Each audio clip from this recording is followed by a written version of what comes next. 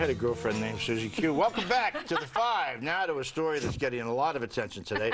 A massive fight broke out in an amusement park in Rye, New York yesterday after a group of Muslim women were told they could not go on some rides because they were wearing traditional headscarves. But here's an important fact. The park had notified the Muslim group before they came that the scarves are a safety hazard on some rides. So why did it turn into a brawl involving at least 30 people and police from 9 different agencies?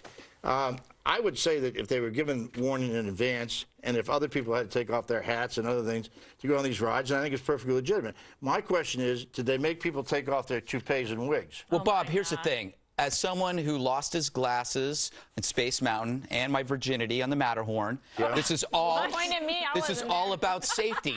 You're wearing a scarf and you're going down some, ride and it strangles you. You got a lawsuit. They have to do it. Yeah, well, let's take a toupee won't kill anybody if it flies off, including your own, Bob. Let's take a listen to actually what the women... You lost your virginity on the Matterhorn? Bob, you must be, I know you want to talk about Greg losing his virginity. Yeah, I just wonder how he did it on a thing that moved like that. But go ahead. Well, we got to take a listen to what the Muslim we're going to say, okay, what fine. happened. Thank you very much. The cops came and just blew it out of proportion. Blew it. They came like ready to attack. They took my brother, they threw him on the floor. They took my husband in front of my child and they cuffed him. They had me handcuffed and they were pulling me. I had to call my brother-in-law and my husband. Oh my gosh. Wow. Very upset. Now, if you look at those scars, frankly, I mean, I think the park did have a legitimate concern there. I mean, those are long scars and they could have, I mean, if you were wearing that, you wouldn't have lost your virginity. Well, Bob, True. The other thing is that actually, what I have read about the incident is that the police force showed restraint and patience, and that I mean, I'm sorry that it came to this, but sometimes you have to follow the rules. Like Greg and I probably were denied more rides at amusement parks than anyone because we didn't meet the height I hated requirement. that. It was the most humiliating thing. That's when you got your first pair of lifts, right? Exactly. Just to ride the roller coaster. It sounds like you found other things to do at the amusement park. That is true. He's got banned. It was a happy ending for everyone. But let's face it. This is anything having to do with Muslims is becoming news now. I mean, frankly, it is now. I think the Muslim community in this country has been sort of singled out for stories like this. I'm not sure we would have done this if it was another group of people. But CARE is already there, right? Isn't CARE already involved in this? I feel sorry for them. I mean, isn't the bigger picture here that our tort system is the reason for this whole deal? Well, I mean, our tort system is making these businesses, unfortunately, look like a bunch of bigots. What, Andrea, if they try and bring a lawsuit about this, I mean, the park does have some legitimate facts on their side because there were 3 accidents, 2 that killed children, 1 a park worker between 2004 and 2007, and the headgear ban, wearing anything, was put into effect after those incidents, although those incidents weren't related to anyone wearing a scarf or headgear, but nevertheless it was part of a larger group of restrictions at that time. So it's not discriminatory right there on its face. Kimberly,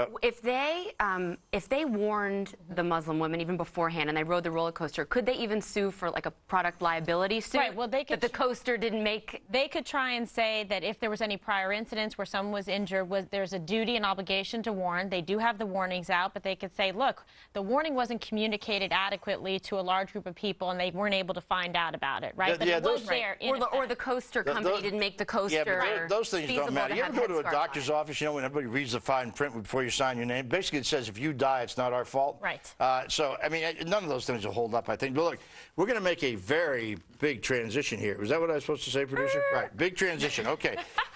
The Labor Secretary has signed a partnership agreement with Latin American countries for migrant rights in the United States for both legal and illegal migrant workers, many of whom work in the fields, others, and all of them in every case, in blue-collar jobs, or tough jobs, I should say. Sure. So the question is now, if they're going to do that, if they're going to go in and protect the rights of these people not to be having to put under strict conditions, horrible working conditions, which is why the farm workers were formed, by the way, because these bums who ran those things used to put kids in the field. But are they then, if they define an illegal immigrant, are they going to turn it over, that name, to you mean ICE? To Immigration and Customs Enforcement. I mean, that's a big deal. ICE, and at the same time, are we finally going to get business people who hire these people? Are their names going to be turned over?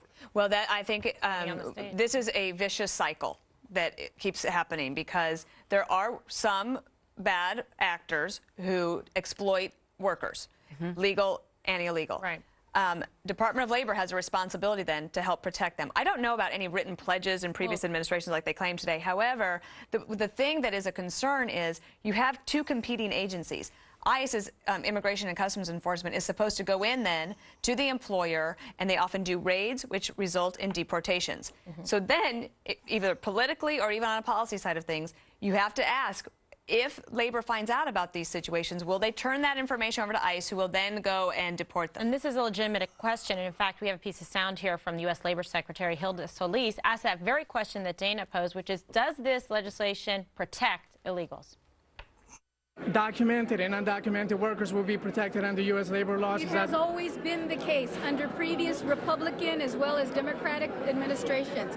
All we're doing is enforcing the law, and we're allowing for other individual groups and partnerships with other consulate offices to work with us in expanding our reach and information.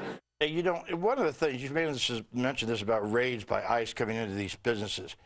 Greg, why is it that when they take the illegal immigrants and they deport them, why don't they do a perp walk for the guys that own the companies that they work in? That's a fair point, but I got to also say we're the only country on the planet that goes out of our way to protect illegal workers. Has anybody, can anybody name me one business guy that's been perp walked for breaking the law and hiring these people? I don't think anybody can.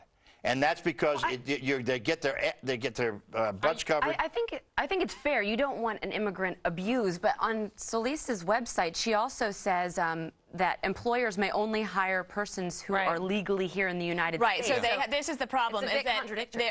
They have that thing. It's called E-Verify. Right. Where sometimes employers, because people have fake Social Security numbers, don't know that they've hired an illegal worker. Right. So that's why it's a vicious cycle, and it gets right now in a bunch of the states. That's why President Bush wanted a temporary. I think Bush was right, and I think these guys should be perp walked, all of them, including the. Never mind. All right, look, coming up, Daryl Hannah. God, she used to be great looking. Gets arrested again. This time for protesting a planned pipeline. And Greg is going to tell us what he thinks why he thinks this is another example of Hollywood hypocrisy. A surprise. You'd still were you I go out with